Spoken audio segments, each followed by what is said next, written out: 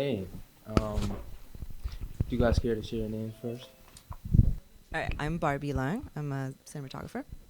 Hey, I'm Steve Major Giamaria, supervising sound editor and re-recording mixer. No worries. I'm Carrie Radigan. I'm a producer and post supervisor. Hi, I'm David Velasco. I'm a location manager and production manager. And just a little bit of bio about these people. Barbie is a New York-based cinematographer. Her recent work includes the Tubi Original Features, Hidden Exposure, and the forthcoming Untitled Fox Entertainment project. Long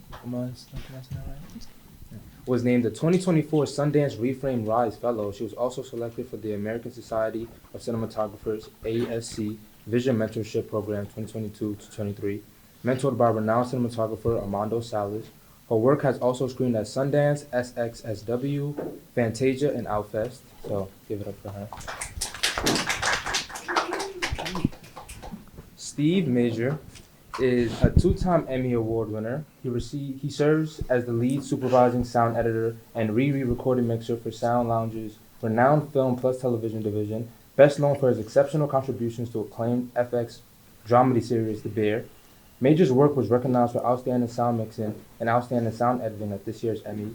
Other notable credits include the Searchlight Film Theater Camp, which premiered at Sundance in 2023 and won the festival's U.S. Dramatic Special Jury Ensemble Award, the Apple TV Plus miniseries The Crowded Room, starring Tom Holland and Amanda Stellerfield, and the A24 produced Hulu series Raymond. And a little background on Carrie Radigan. So, originally from New Jersey, Carrie Radigan is an acclaimed film producer and the head of production at Professional Amateurs Production. With roots in post-production, Carrie has post-produced for various films, television series, and comedy specials available on HBO, Hulu, Peacock, and more. Her background comes from her previous post work for Vice, Sim, Senior Post, and Light Iron, and Panavision, I hope I'm saying that right, Panavision Company. Her producing credits include Chasing Amy by Sav Rogers, Triple Threat by Stacy Moulton, the Documentary Association and the Documentary Producers Alliance, and a co-founding of Martini Shot, an art salon based in New York for creatives of various mediums and backgrounds to gather and showcase their work. And something about David Velasco is that he has over 2 decades of experience in the film and television production. He started as an office PA on HBO. The Sopranos progressed to become a sought-after scout for notable feature films shot in New York City. His career further evolved to roles as establishing locations and production management. The shows spanning across the United States, hailing from North New Jersey, he pursued his education in an arts college in Manhattan and has been a member of the Director's Guide of America for the past 15 years. Great. Give a hand for those two. Now some general questions. Okay, what is your role and how does it contribute to the overall film and or television show that you guys work on? There we go. Wow. Okay. I'm going to try to be brief. I've worked for many years as a location manager. The role of location manager, for those that do not know, is every single thing you see on a screen, every single scene that happens in a building, on the street, on a rooftop, car chases, all of it is the responsibility of a locations team to find, figure out, deal with logistics, make deals, get stuff cleared, cooperate with, find cooperation with the New York City police, for instance. If I'm out in Brooklyn, if I go out here on the streets and I'm doing a simple walk and talk, I have to deal with shop owners, building owners, like everything and anything you can imagine. We have to deal with all of that stuff. If there's pyro, it's the FDNY. So it's one layer upon another layer of all sorts of logistical stuff, bureaucratic stuff, pissed off homeowners, people that are like, why are you taking the parking on the street? I just want to get home from work. All of that stuff falls into our purview. We have to work with production designers, directors. Very early on in the process, we're among the first that get hired because we're the ones that get the script, have to figure out how to do a breakdown of the scenes and whatnot. A lot of times, they don't even know what they're going to shoot because there's a general description in a particular locale, but That's you get like 1 or 2 notes. Now it's up to you to figure out how to fill in the blanks. Along the ways, it's a lot of like I said, negotiating and dealing with contract studio people. What I do like about the process is if you're looking to become a producer one day, there are a million ways to get from point A to point B as far as that goes. Coming from locations, I think, is a really good pathway. It's how I got into production managing, because you're in the middle of figuring out aesthetically what a project needs. You're dealing with the arts side of it, but then you're also dealing with the logistical side of it, because you got to deal with the mayor's office, the police, the city, state, sometimes federal agencies. So it's a lot of these different balls that are in the air, and I think that is what really gives you a foundation later on in your career if you want to become a producer. Because you have to know, number one, how to talk to people, how to figure things out, problem solve left and right, do a budget, but at the same time understand what looks good, what works good on camera, and for the context of a scene. So that is the very, hopefully, brief overview of like what a location manager does, and then yes, next. I think that's, for one thing, locations I feel like I need to learn more about always, because there is so much that you guys do before people even get to set. But similar to what David said, in order to, like, there's not one roadway to producing. There's so many different ways that you can go and so many different directions you can do to do that. And for me, it was post-production. So I started out as a post-PA, and then I just went up to post-coordinator and then post-supervisor. I talk about that more just because that's how I got to producing, and so that's like my comfort zone. But essentially, you're managing the post-production budget, you're hiring your editors, you're hiring your post-coordinators, your post-PAs, and you're also managing the schedule and making sure that deliverables get to your network on time. I'm trying to think of, producing itself as a different entity can be such a different thing for different people. For me, a lot of the time it's trying to connect like-minded people to make a really wonderful story. You can also be a story producer, you can be an associate producer. A lot of it kind of depends on how you gel with your people and where you fit in that mold. And for me, a lot of the time it is working with the post-production team, working with the post vendors, and yeah, connecting the dots basically. But yeah. Hi, I'm in audio post. I'm a supervising sound editor and re-recording mixer. So audio post in general, I mean, we take all the lovely stuff you folks shoot on set, and that's basically just the talking, and we add everything else, clean up the talking, maybe re-record the talking, and help build the world. There are a bunch of specific jobs that would go into audio post. There's effects editors, dialogue editors, Foley artists, Foley mixers, ADR mixers. You can specialize in any of those particular things, or especially in short form in commercials or corporate, you kind of do a little bit of everything. So depending on what sort of project you want to work on and what level you want to work at, you could get as specific as you want to be. If you want to just, cut Foley all day long for your entire career, you can certainly do that. And then, but there's folks that do, a little bit of everything. So the question was what we contribute to what? The final product? I mean, we make it so you can hear the dialogue, even though 58% of viewers use subtitles. So sorry about that. That's my fault, I guess. So we try and build the world, create the tension, all those things, help support the beautiful visuals. So I'm the cinematographer of the group, so also sometimes referred to as a director of photography. And what I do really depends on what kind of production it is, right? So I do a little bit of everything. I have done feature documentaries. I've done some things that are both documentary or like Samantha Bee, which is like a live kind of sketch news show. I've done like feature narratives. So the role will change depending on what it is. And so that could mean sometimes if it's a documentary and it's very verite, that could mean like you're the only person. You might have to do your own like location sound or something like that. And you kind of have to take care of everything. Or all the way on the other side, like I might have like just like I both manage the camera department and grip and electric. And there could be like, like 8 people, like 16 people in grip and electric electric, like a whole camera team. So it's, and that's just to the level of work that my career has progressed to. But so it's really different. And in terms of what it contributes to the final product, I think the most obvious is that that's what you're seeing. It's the visual part of it. But it's sort of, it depends so much on the work of all other departments, right? From locations, like what am I being given that I have to then photograph? Like what is the production design?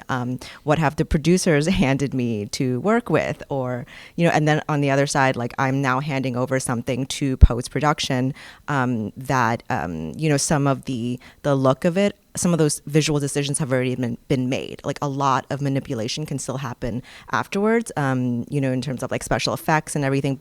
But we are doing our best to set that up for success, and also kind of stride the line depending on the kind of production, like how like locked in are we making all those decisions in terms of colors and shot angles and everything, versus like how much room there's left for it to change in the editing process and effects and everything.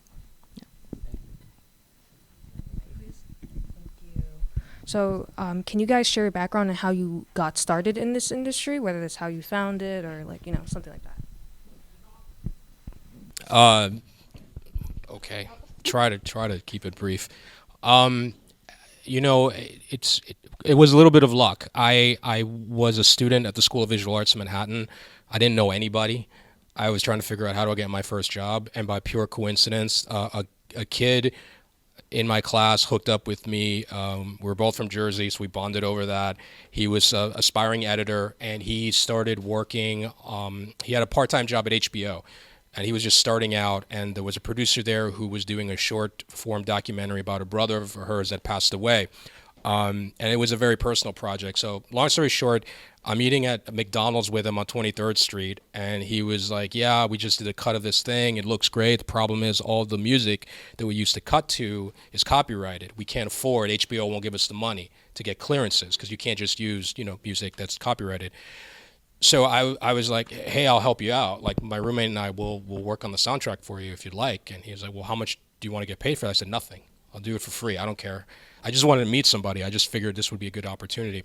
So we wound up doing that. And the producer loved the work so much, he invited us to the screening. It happened to be at the Hampton Film Festival that year.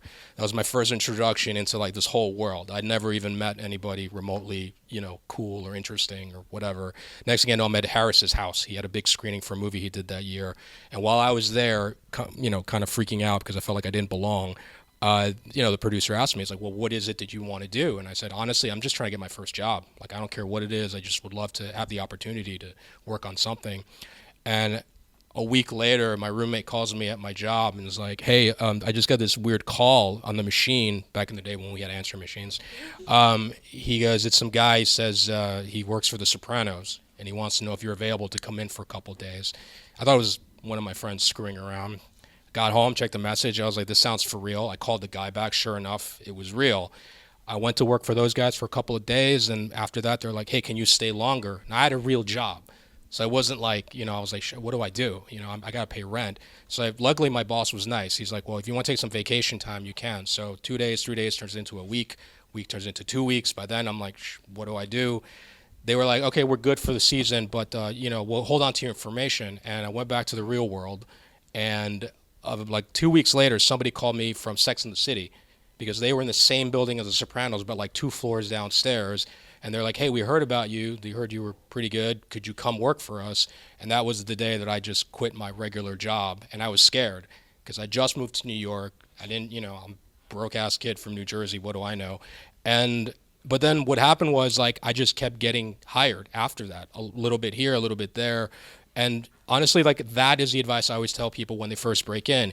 Believe it or not, the hard part is just staying in the business, continuing to get employed. And the trick to that is you just got to show up and work hard.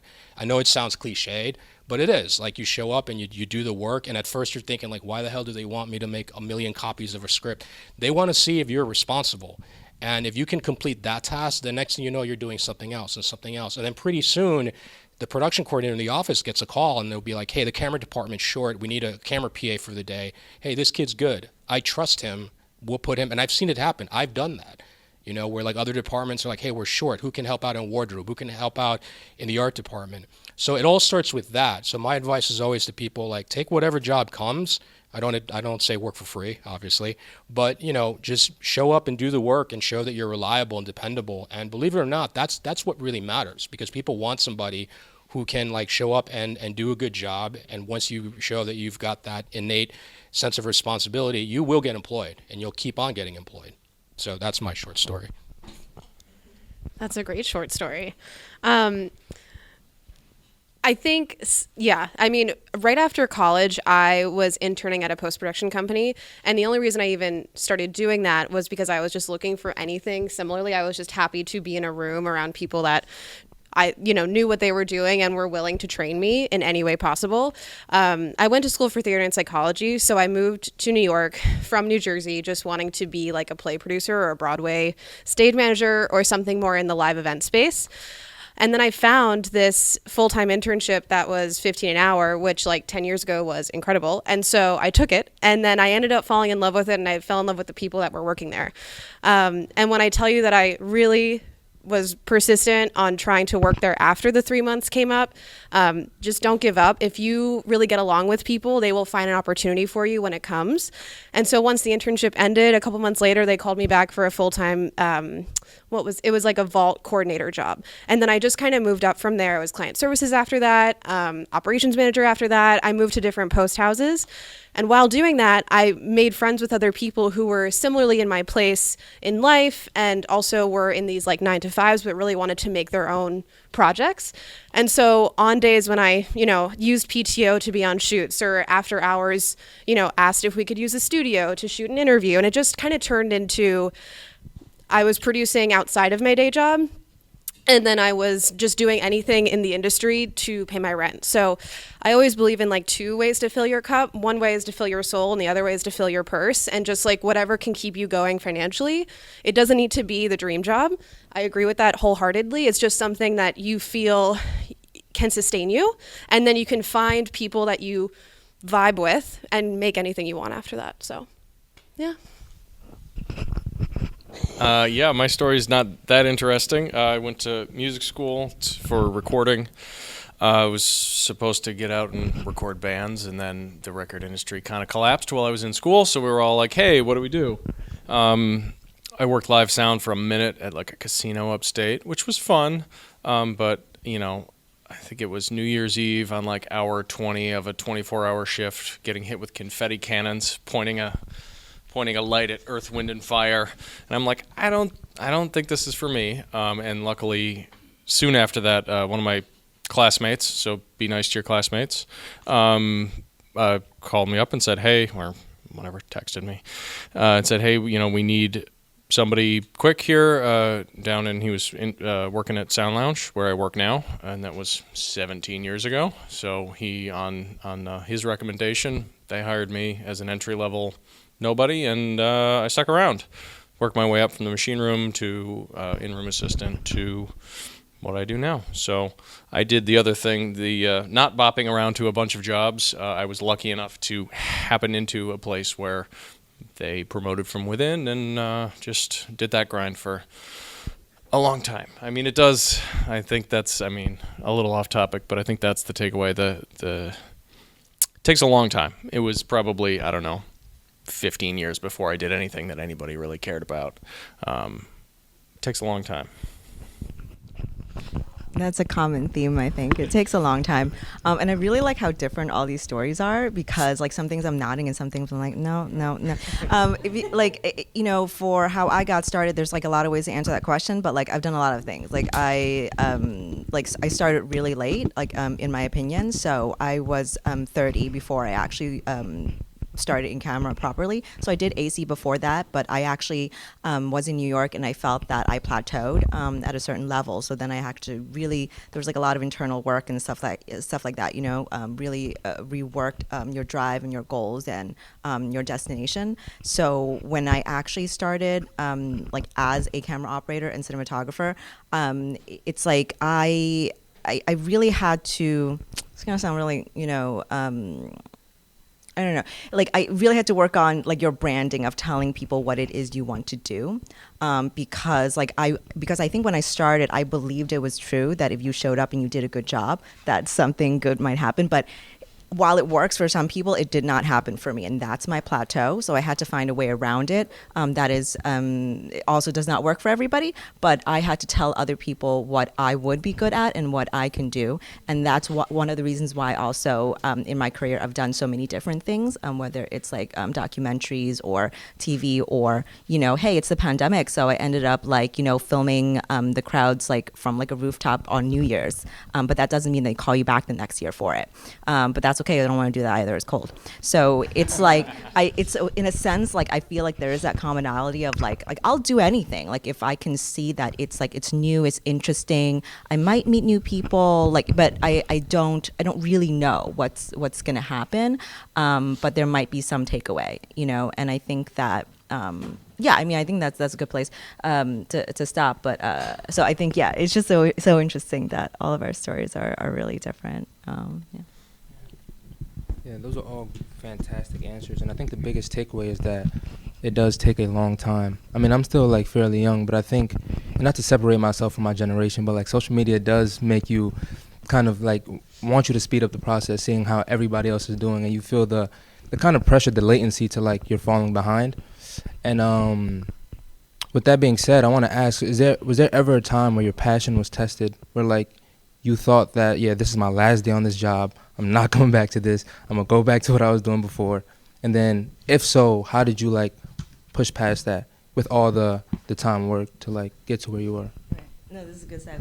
Yeah, this is what I was already talking about this, but no, many times. Like I quit like at least 3 times, because I was saying like I started as a non-union camera assistant here in New York, and then I just felt like I was underemployed, I wasn't working, and then I actually moved to San Francisco. And when I got there, I actually worked at film festival, so it's sort of like taking a side, seeing what would happen, made some new contacts, and then I came back to New York and I started again as a camera operator. But like but then like you can't make rent or whatever, and then I was like doing like video, like part of a marketing department, like, selling countertop stone or something. Like I made up a title for myself, and I just made videos and got paid, and I could pay rent. So that was kind of like quitting again. So like I've quit several times, I would say. But then, and then at some point, I think what it is for me is I realized, like I've reached a point of like, it's like you reach a point of no return where you realize, I don't think I'm actually good at doing anything else.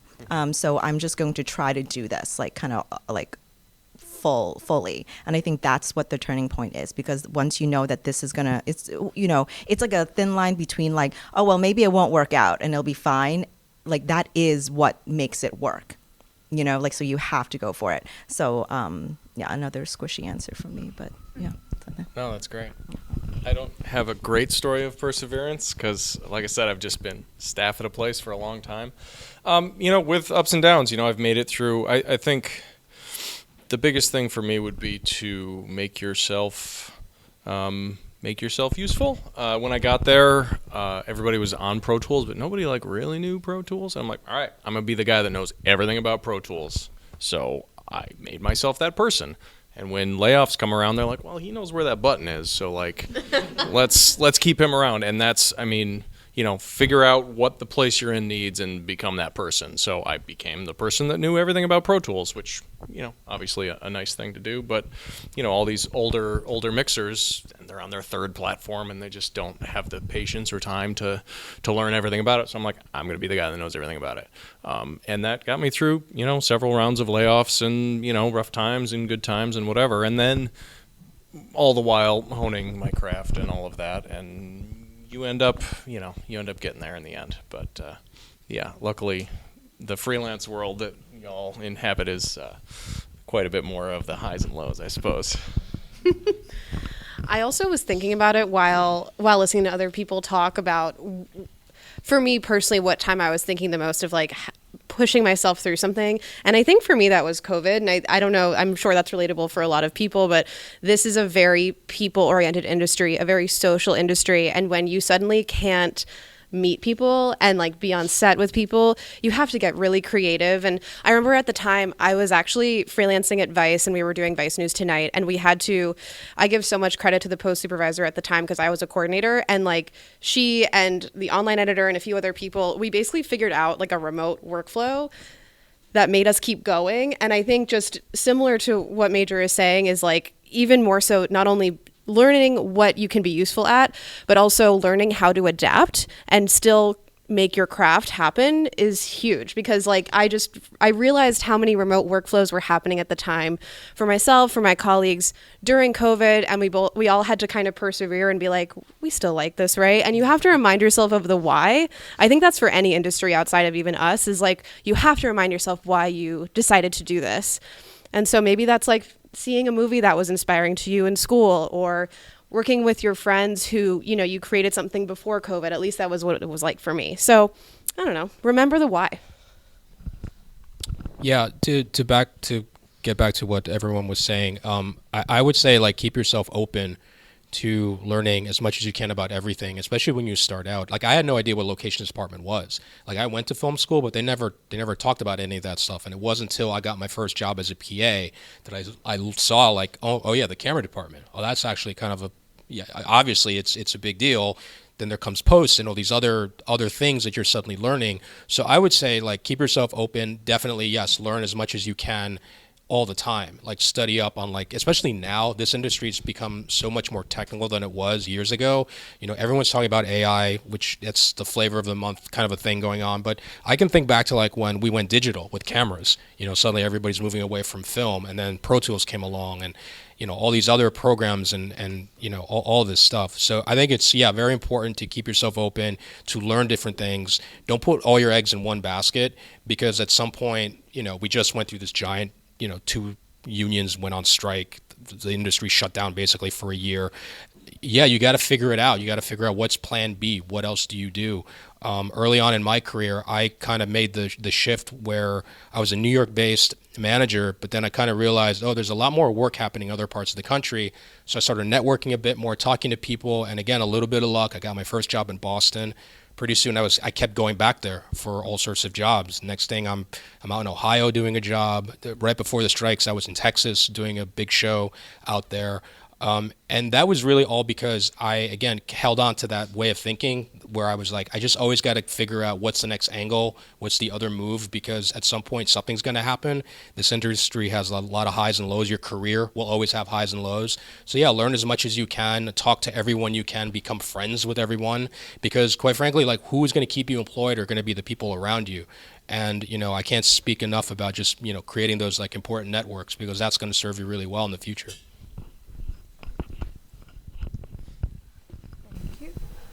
So I'm like fairly new in the film industry. It's something that I hope to pursue in the future, and I think it's something that some people watching would also like to pursue. So what would you say are some key skills that someone would need if they want to go down this path? Key skills. Yeah, almost as a continuation, right, of what we were just talking about here. One of the key skills. Oh, you're gonna get another like squishy answer from me. A key skill is like you have to like stay in the career. Like there's gonna be so many different reasons for you to leave. A lot of people do. But so like if you want to stay in it, you just have to like figure out a way to weather like the ups and downs. Like we've just been through a pandemic. We just went through the strikes. So that like it's sort of like a tenacity that you have to have that. Another thing that I think is like really useful is figuring out sounds a little sinister. You have to figure out like how you can take advantage of a situation where a lot of people during the pandemic, you know, they were despairing. Not that you don't feel those things too, but like what are moves that you can make during that time, right? Some people learned AI or engines and learned how to code, things like that, right? So like for me, I joined the union, like because I figured this is a moment where a lot of people are trying to quit. Like I'm gonna run the other way. Actually, the process is gonna be smoother because less people are gonna do it. So I think identifying those things, like it right, like if there's like a piece of software that's out, like you can become the expert. Or if you see something or like community organizing is also one way, like whatever your community is. Like my community is like camera people, or women in camera. So it's like, is there like a need for people to get together that you haven't seen, that you can organize it? Like one of the things that I've done like a few years ago when I was kind of just starting out, there started to be some groups of cinematographers. And there was an organization in LA, and I noticed like they have, LA just like this, like the hub, right? Like they just have more of everything. But I'll see an event and I want to go, but I'm not in LA. Well, how do I make that? So I asked like that organization, like, can I organize? Like I was a member, I became a member. I'm like, can I organize stuff here? And I still do that stuff. So if I organize it, it's a great way to spend other people's money. And then you get to go to an event and meet the people who wouldn't otherwise be together. I've lost track of what the question was. Key skills. So, and last thing I would say is that is the same key skill that I use like in the actual work, right? Like of how do you build, if you want to be in camera, if you want to become a camera operator or a cinematographer. So one way, certainly you could like make your own films, but the other way is that if you're in camera, you can actually spend other people's money to do the work, because they'll rent the camera.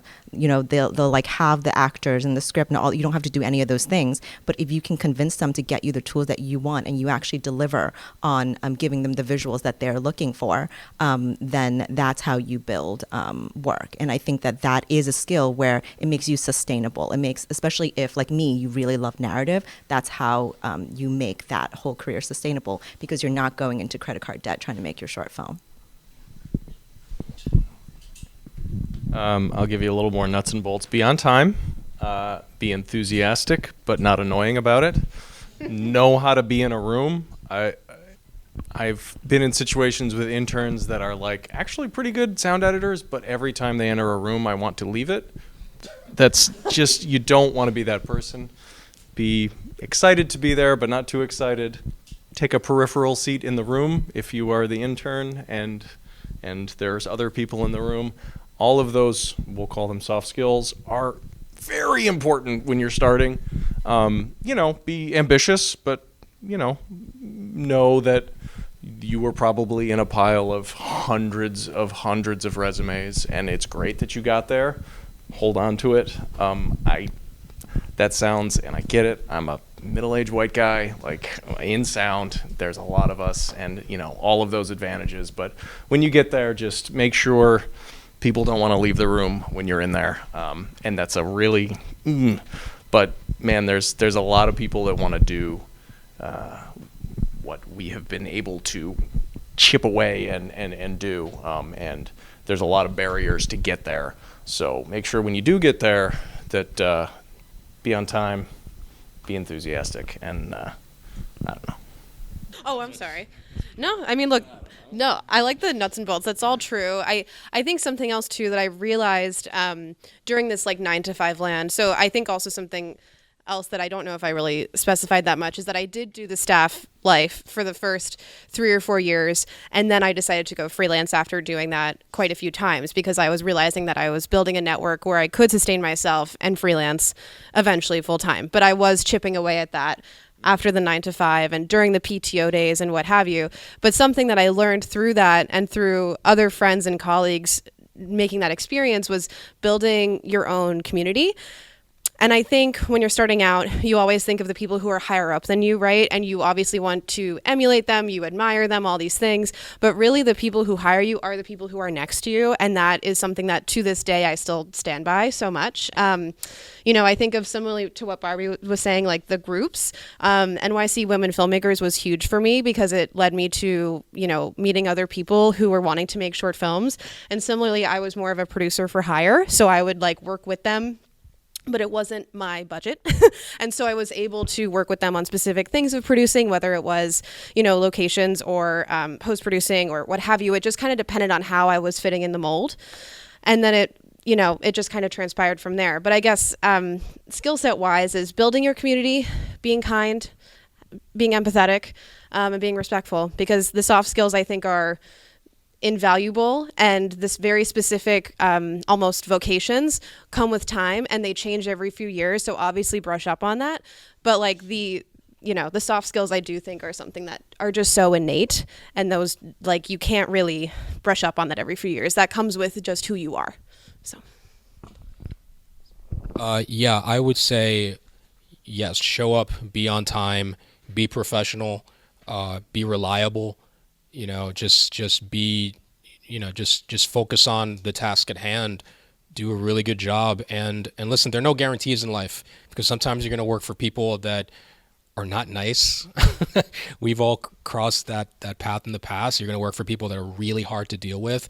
Part of it is also learning how to navigate personalities. I mean, being a location manager and also doing work as a production manager, yeah, you're going to run into people who are just going to come at you all like, they're having a bad day, they're in a bad marriage, and they're taking it out on you. You don't know what's going on with them. So you got to be able to take a deep breath and yeah, just not take things personal.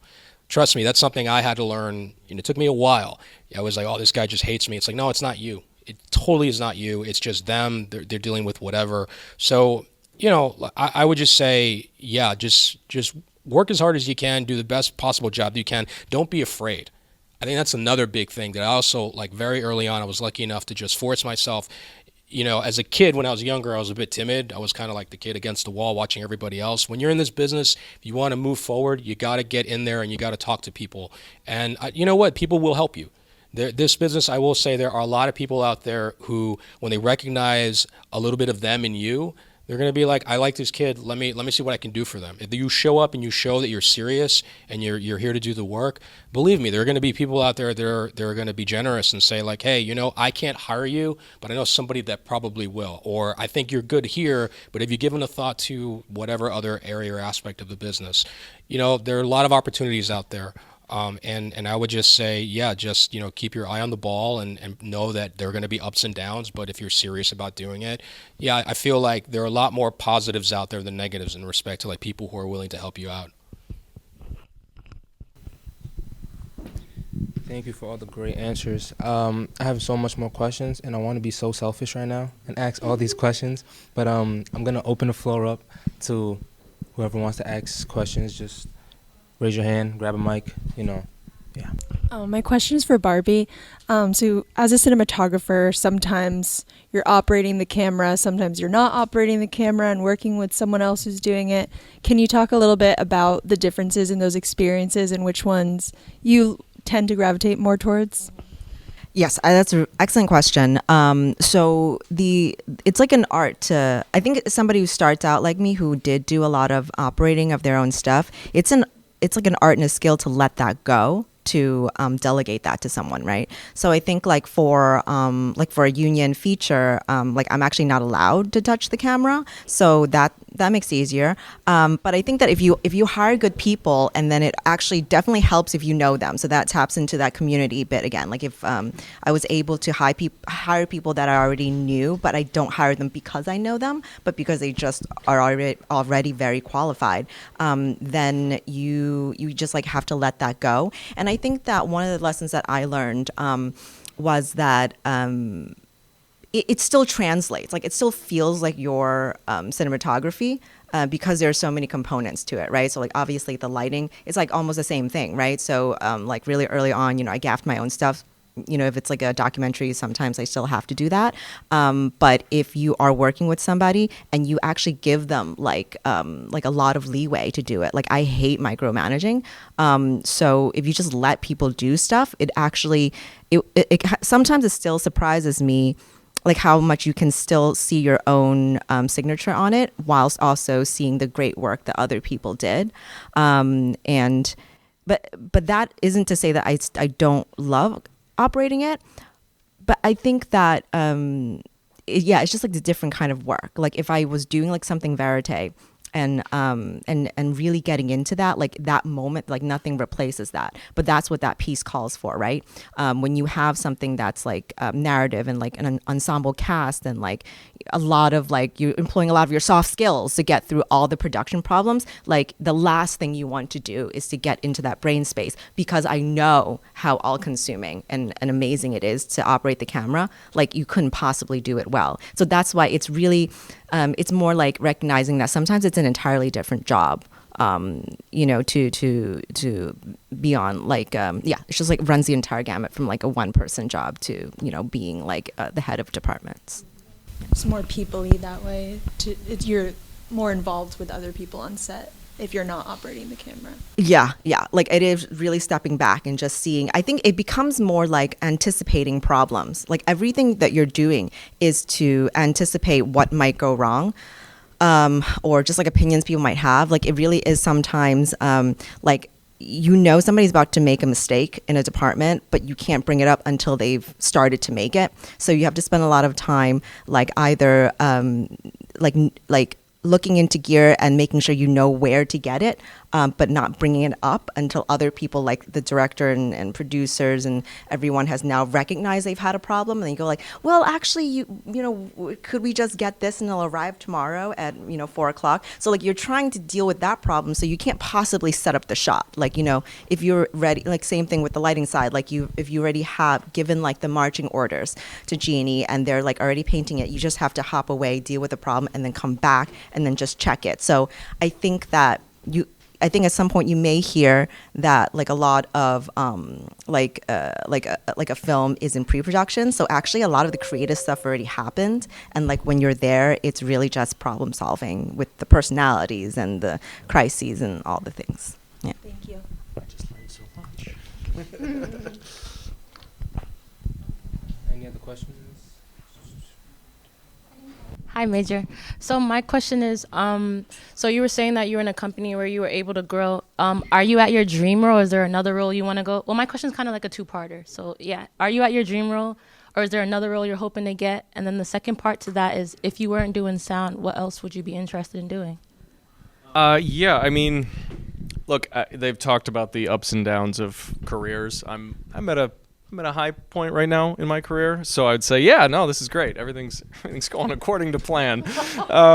But yeah, I mean, I can't. There's no way to progress. There's no title above mine. So it's supervising sound editor, re-recording mixer. They're department heads, so that's tops there. I mean, it's just different kinds of projects and bigger projects. I specifically sought out television over film. I prefer it as a creator. I prefer it as a consumer. I prefer it in, how do I say this without insulting everyone that's in film? It's a little more, professional is the wrong word. It's a little more of a job. It's a little more, it's less like, hey, like we're going to work through Thanksgiving just because we have nothing better to do and this is our art and it's like, let's make our day and go home. Like there is a work-life balance crisis in our industry, and television is kind of where you can have it, because it's a grind. It's you're doing episodes. You can't faff around with episode 1 because episode 2's coming. Like you have to do the work. And yes, sometimes, hey, look, in 10 episodes, is there one that I'd love back? Sure. But television, for me, my specific, I'm not one that's going to like, hey, let me get this shot perfect, and then we're going to go on to shot number 2. It's like, no. Let's get through this as fast as we can and then go through it again and again and again and again to make revisions. Like that's the only way you can get through television, at least at the point it gets to me.